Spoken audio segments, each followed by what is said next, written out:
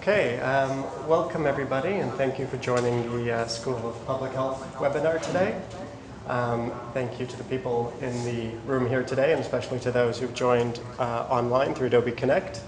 Very nice to have you join. My name is Joel Negin. I'm a senior lecturer in international public health at the University of Sydney, and I teach in the Masters of International Public Health program. My accent is not Australian, it's actually Canadian. I moved to Australia about 5 years ago, and I've been teaching in the program ever since. Before that, I worked in sub-Saharan Africa for 7 or 8 years, managing development programs and projects in Kenya and Rwanda and Botswana and a few other countries. And now that I'm at the university, I maintain collaborations with a number of the partners that I used to work with in those countries and in other countries in Africa, and also some in the Pacific Island region closer to Sydney.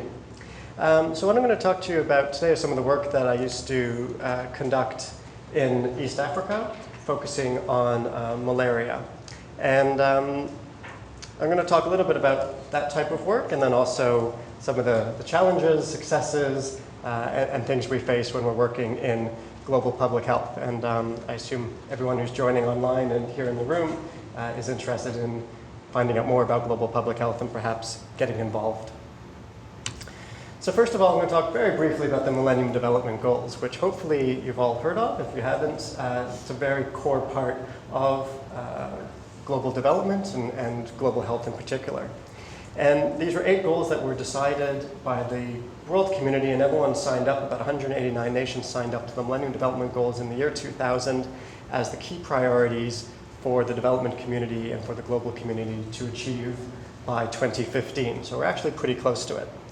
And one of those you'll see here is combat HIV, malaria, and other diseases. So in 2000, malaria was highlighted as one of the key areas where the world community had to bring some focus and attention in order to combat. So obviously it's not the only thing that we deal with in global public health, but it's certainly one of the prime ones, especially in the African context. So over 40% of the world population live in malaria endemic countries. So in 2008, there were about 247 million cases and nearly 1 million deaths. And the colors there are parts of the world that, in which malaria is endemic. So we see in China, in India, in Papua New Guinea, Solomon Islands, across Africa, and also in parts of South America and the Caribbean as well. So very high rates of malaria burden in a lot of these countries. And so it really is a global problem. That being said, there's been some really good progress just over the past 5 or 6 years in reducing malaria burden, and that's what we're going to talk about today. The part of the world that's most affected by malaria is sub-Saharan Africa.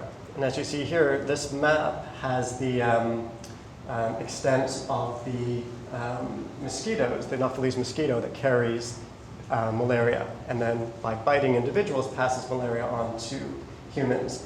And those red areas are where both the climate, the ecology makes it most likely that mosquitoes will pass on malaria. So 60% of the global malaria cases are in Africa, 91% of global malaria deaths, responsible for up to 50% of hospital admissions, and 10% of the overall disease burden in Africa. So obviously malaria is a big scourge, contributes a lot of child mortality in particular, but also adult mortality. And what I'm going to talk about is some work that I used to do in Western Kenya. So that's kind of in the middle of that blue circle there. So that's the western edge of Kenya on the border with Uganda and Tanzania. And it's where President Obama's family is from, right around there. I wasn't working in that community, but not too far away from there. And it is one of those red hotspots where temperature, ecology, climate leads to very high rates of malaria. So the project we were involved in was getting long-lasting insecticide-treated bed nets to all households and all sleeping sites in a community of about 50,000 people in this part of Western Kenya, in Nyanza province. And so these are the bed nets, and once you actually get them to storage sites nearby, the challenge is to get them from nicely packaged in these storage sites to a community setting where we pull together the whole community and do a demonstration of how to hang the nets, why you need nets, what you can do with the nets. And so this is a demonstration that we are organizing by community health workers who are local to those communities to show people how to hang the bed nets. And then the goal is to get from this education session to people in their households, mothers and their children sleeping under long-lasting insecticide-treated bed nets. So it's a pretty big challenge to get the nets, to get them to the country, then to transport them to where they're needed, to do a community education session, to work with individual households to get the nets hung, and then to get people to sleep under those nets.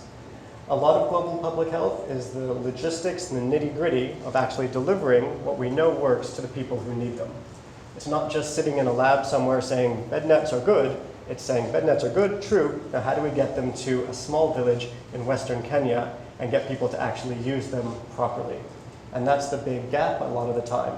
The gap between knowledge and delivery, knowledge and action. And that's a lot of what we do in global public health, is bridging that gap. So insecticide-treated bed nets can lead to about a 10-fold reduction in malaria transmission, and a 2-fold decrease in incidence of clinical malaria, and a 20% reduction in all-cause childhood mortality.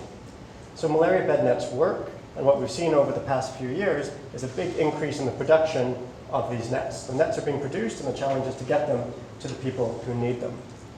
And in the project that I did, which was replicated in a number of other communities across Africa and in many other parts of the world, what we're able to see over time is a very large reduction in malaria cases because much higher usage of these bed nets. So this graph here is percentage of children under 5 sleeping under nets in sub-Saharan African countries between 2000 and 2009. So for example, at top there, Rwanda, in 2000, only 4% of children slept under a net the night before, whereas in 2009, 56% of children in Rwanda slept under a net. And you see similar figures there. Very astonishing, Madagascar from 0 to 46%. So still a long way to go. I mean, the best country there is still only 50% of children, so we have a long way to go. But that's an amazing increase in the space of only 8 or 9 years.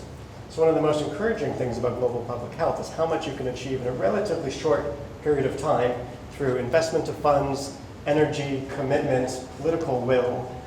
You can lead to some pretty impressive gains. You'll notice some of the countries at the bottom, Sierra Leone, Mozambique, were until recently conflict-prone countries. And even in those countries, we're able to achieve some pretty remarkable gains. Now, this isn't just about reducing malaria, but this obviously has an impact and a contribution to reducing child mortality. And this is one of the big goals in global public health and international public health. So what we've seen from 1990 to 2010 and beyond, a very sharp reduction in the number of deaths among children under 5. So in 1990, globally, there were about 12.7 million child deaths, and in 2010, about 7.6 million, and most recently, it's gone down to about 6.7 million deaths. Now, 6.7 million deaths of children under 5 is still horrendous. And we look at big statistics like this in graphs, and we sometimes lose the message that each one of these child deaths is obviously a tragedy. And so 6.7 million sounds great in the context of a reduction of 6 million per year from 1990, but it's still a fairly horrific story if you consider the individual households, individual families that each of these children come from. But that being said, there's been a pretty remarkable reduction in a lot of parts of the world.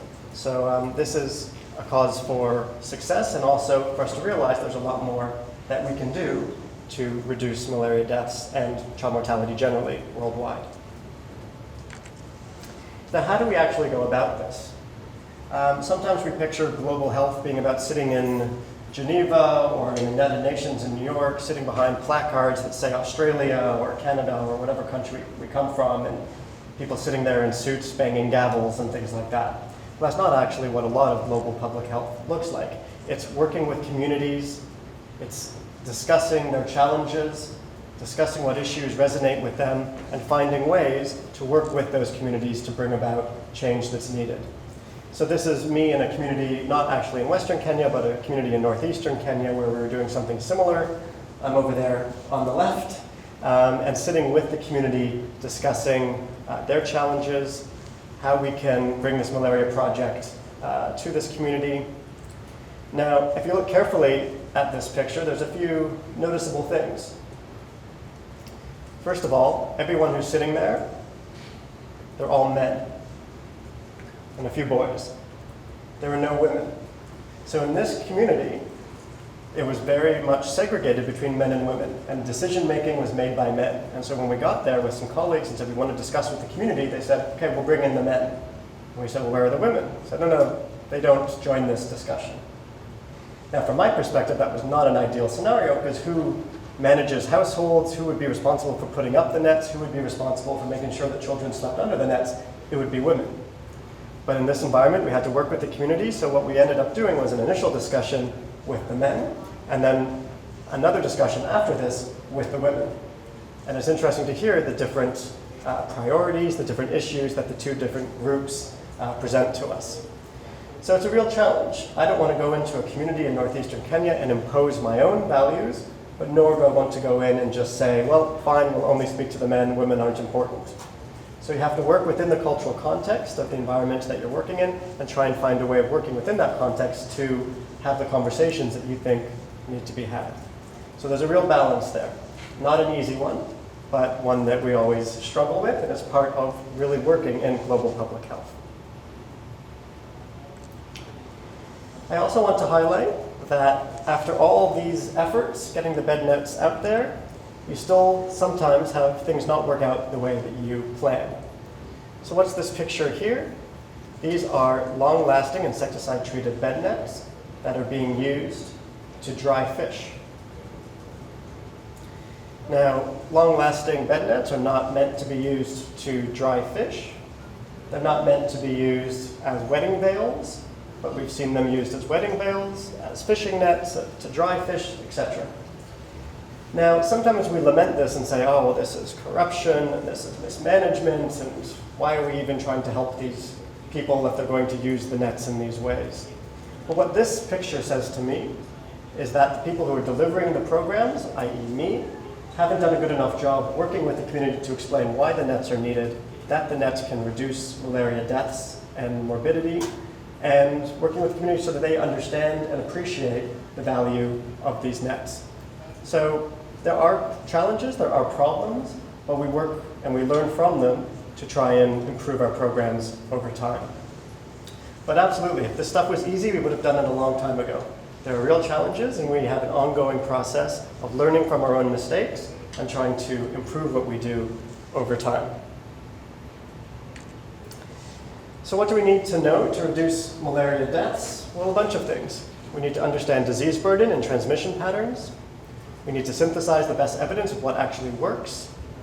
We need cross-cultural understanding of how to work with communities, even when sometimes their values might not completely mesh with our own.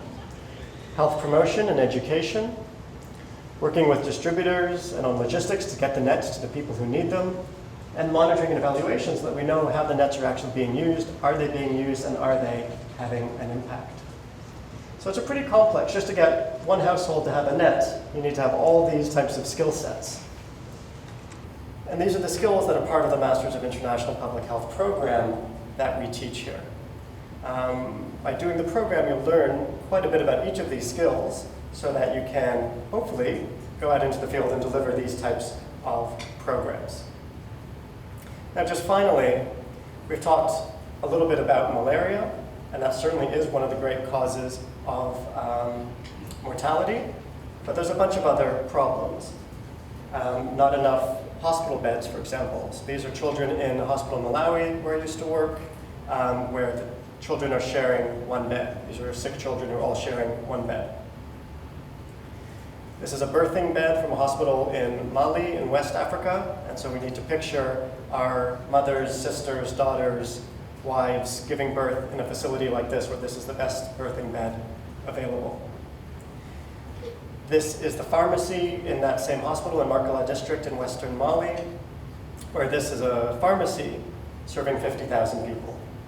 So not a lot of choices there. So if you get sick, you better hope that they have the 1 or 2 things that you need on their shelves. And then obviously clean water is another challenge. So we talk about malaria, but part of the public health challenge, and the global public health challenge, is also about medication and infrastructure and access to care, access to clean water. And all of that contributes together to our ultimate goal of reducing illness, improving people's well-being in the communities in which we work. So thank you very much for listening, and I'm very happy to take some questions about the work in East Africa or about the program itself. Thanks very much.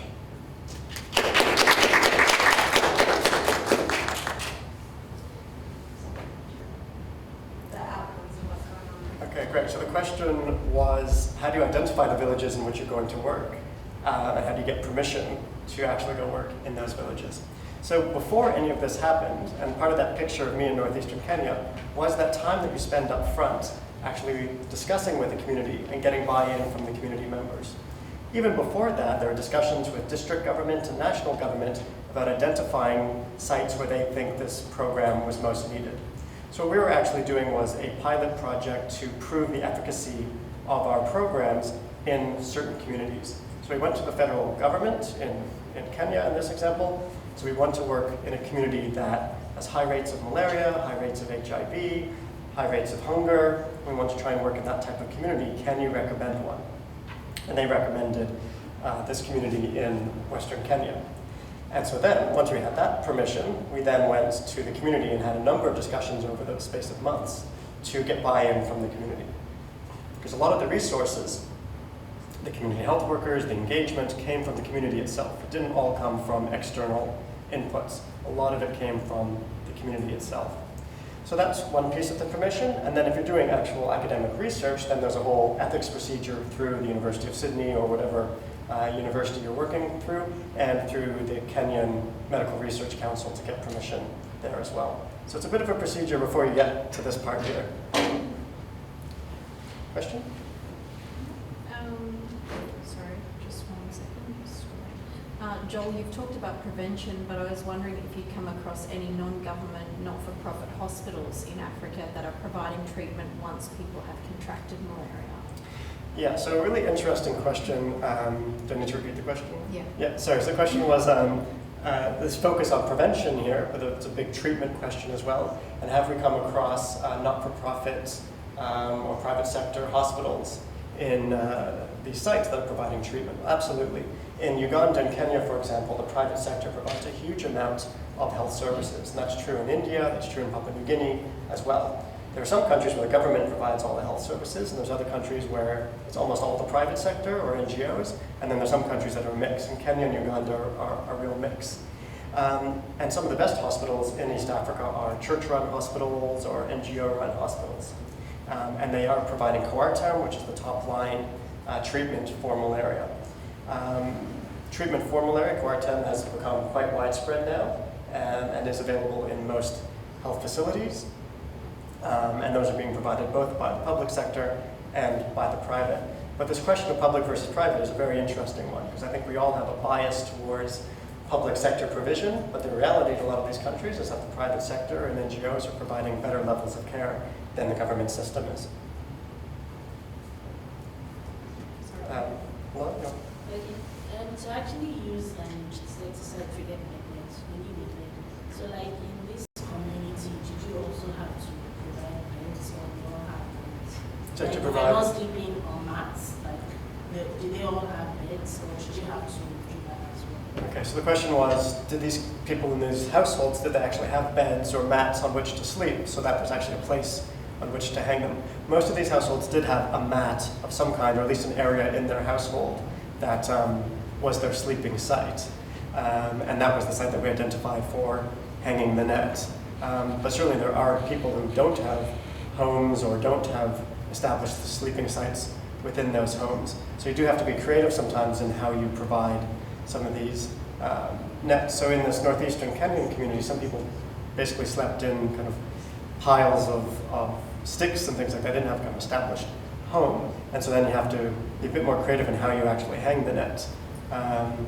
But no, it's true, there are people who don't necessarily have an established sleeping site, which does make it a bit of an increased challenge. Come on, one. Good. Amanda. Thank you for your talk. So I have two questions about implementation and evaluation. The first is, how do you deliver culturally sensitive information to get communities to use the nets in an absence of displaying statistics to talk about the impact? And the second question about evaluation is, what does evaluation look like after the research team pulls out of the community? Okay.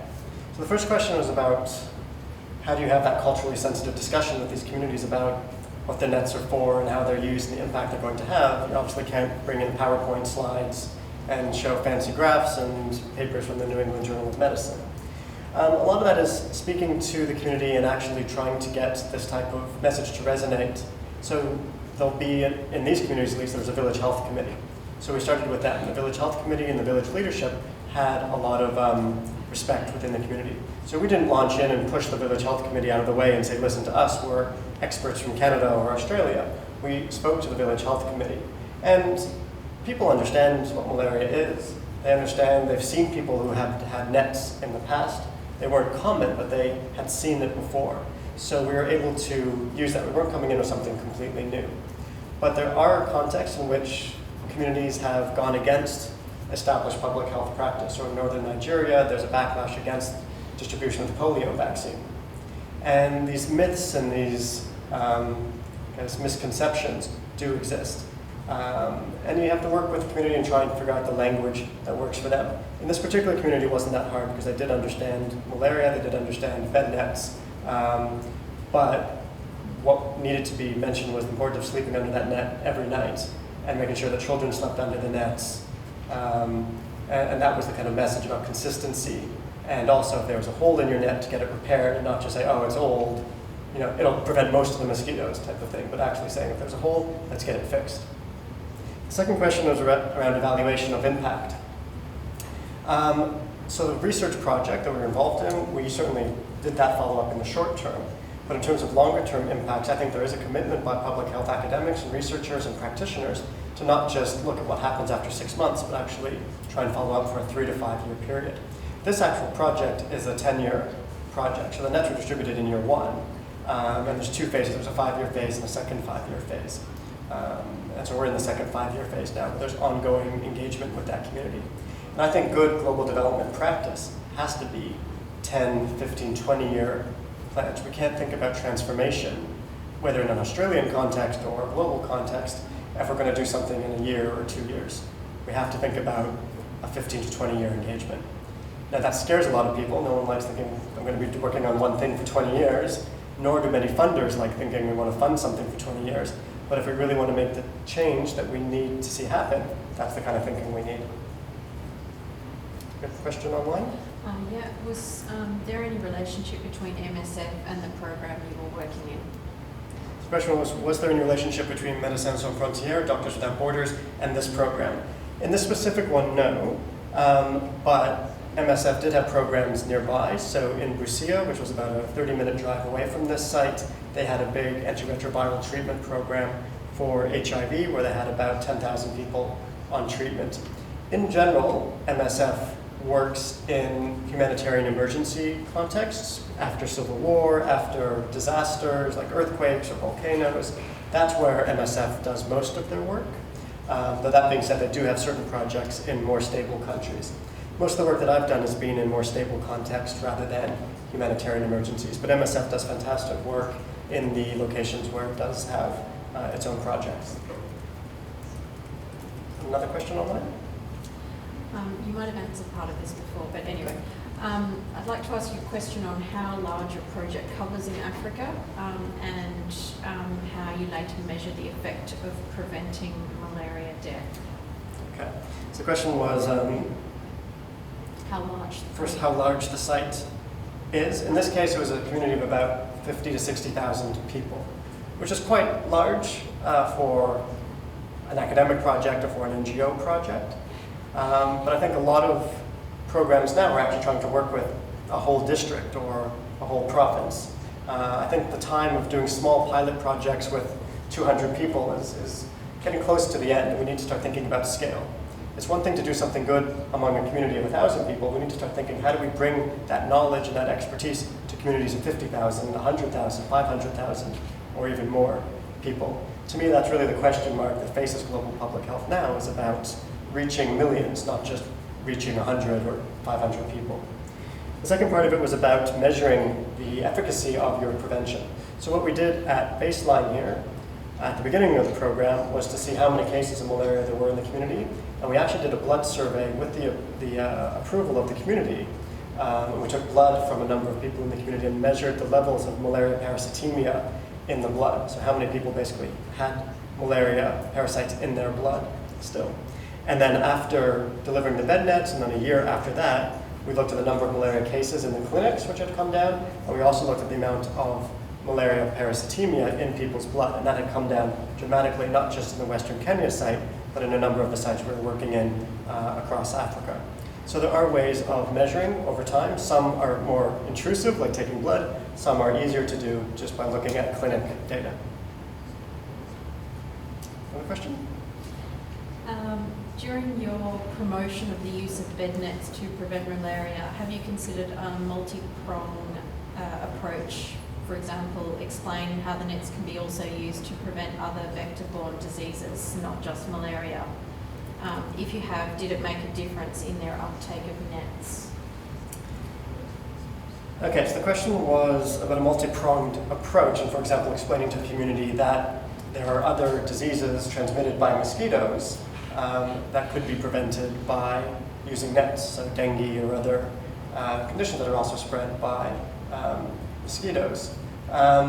So we didn't. This was a malaria-focused program because this resonated with the community. But I think there are opportunities to discuss with communities other conditions that are spread by whatever the vector might be. In terms of multi-pronged approach, we did also do indoor residual spraying, where we sprayed window frames, door frames to prevent mosquitoes from getting in. So that's indoor residual spraying, and there's also getting rid of puddles near people's homes, stagnant water. So there's a number of other interventions that you can use to prevent the vector from getting into households. Just one question. This particular study was a 10-year study. Yes. At the conclusion of the study, obviously, you look at the results and it's either good or bad. What's the impact for the community at the end of the study, going forward? Yeah. So the question was, at the end of the 10-year study, what happens? What happens to the community? So that's a big question with a lot of programs, is what happens to the community after. We all have to keep in mind having a program that's at least somewhat sustainable. In this case, a lot of the work that we did was getting the evidence and actually sharing it with governments at district level or national level, or also donors, to say this type of program is effective, it reduces malaria burden by X amount, and it costs Y amount, and therefore it's fairly cost effective. And therefore, isn't this something that other donors or governments could take on themselves? So for example, with antiretroviral treatment for HIV, what we've seen is most of that was donor-driven initially, but now governments are taking on the cost of antiretroviral therapy for their own people themselves. Now that's taken 6 or 7 years to happen, but sometimes if programs like this or donors can provide funding for the first few years and then the results are seen and the prices come down, then national governments can take on some of that cost.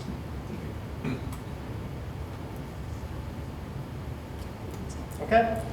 Thanks very much, everyone, especially those who joined online. And yeah, if you have questions about the program or about this type of work, please do make contact. Thanks very much and have a good day.